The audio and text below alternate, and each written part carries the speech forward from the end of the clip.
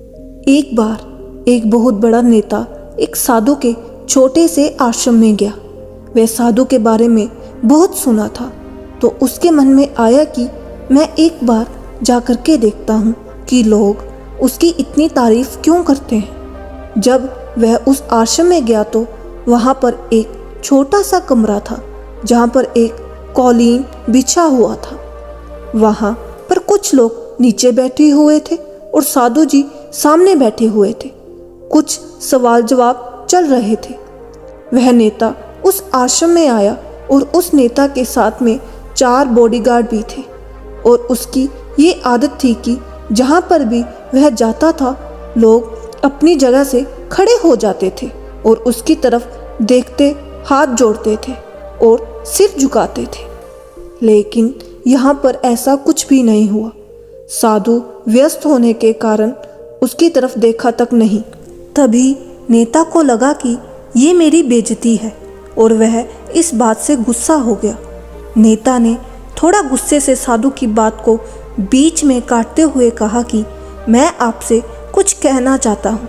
साधु ने उसकी तरफ देखा और बोला, आप थोड़ी देर रुकिए, पहले मैं इनके सवाल का जवाब दे दूँ, उसके बाद मैं आपसे बात करता हूँ।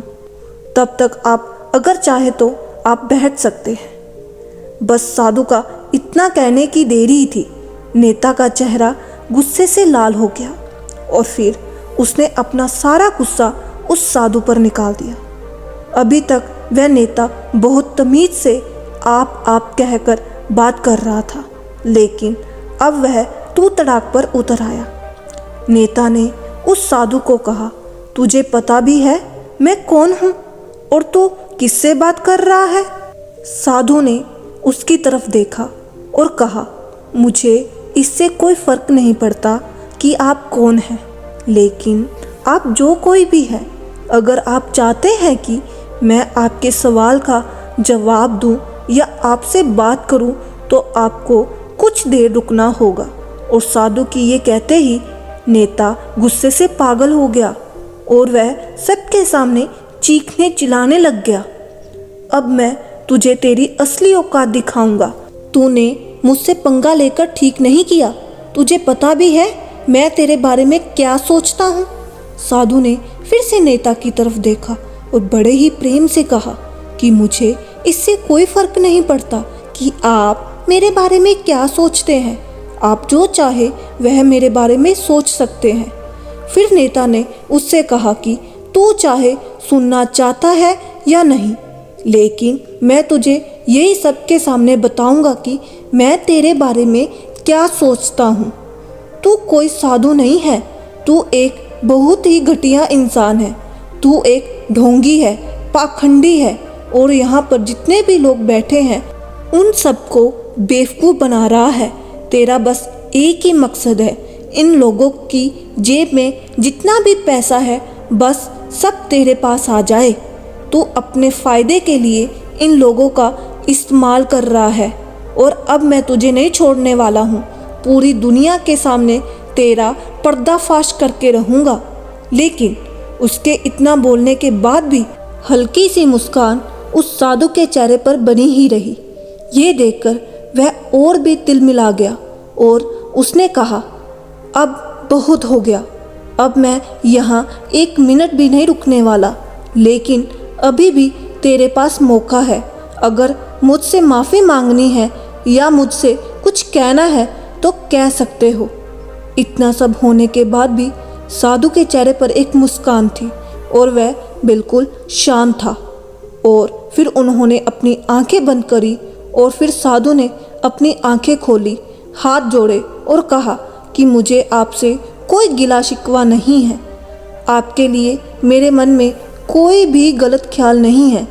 जो भी मेरे बारे में आपने कहा वह आपकी अपनी सोच थी, तो मुझे आप में कोई भी बुराई नज़र नहीं आती है। मुझे आप बहुत ही भले इंसान लग रहे हैं। और साधु के इतना कहते ही नेताजी का दिमाग 7वें आसमान पर पहुंच गया।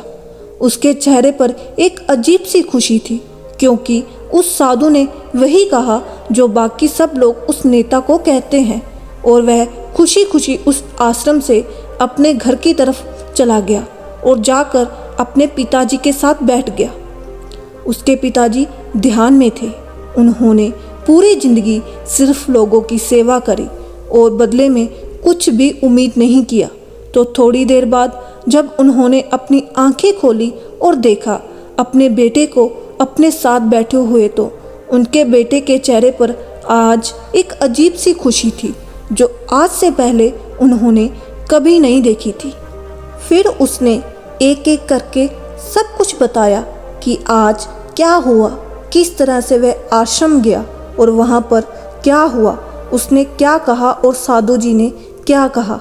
जब उसके पिताजी ने पूरी बात सुनी तो थोड़ा सा मुस्कुराए और अपने बेटे को देखकर बोले कि उन्होंने तुम्हारी तारीफ नहीं करी, क्योंकि उन्होंने वह नहीं कहा कि जो तुम हो, उन्होंने वह कहा जो वह खुद हैं।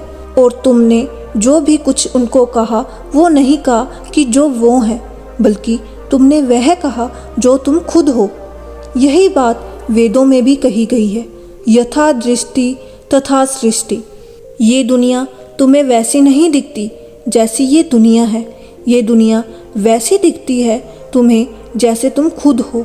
जिसकी नज़र जैसी, उसके लिए ये दुनिया वैसी ही है।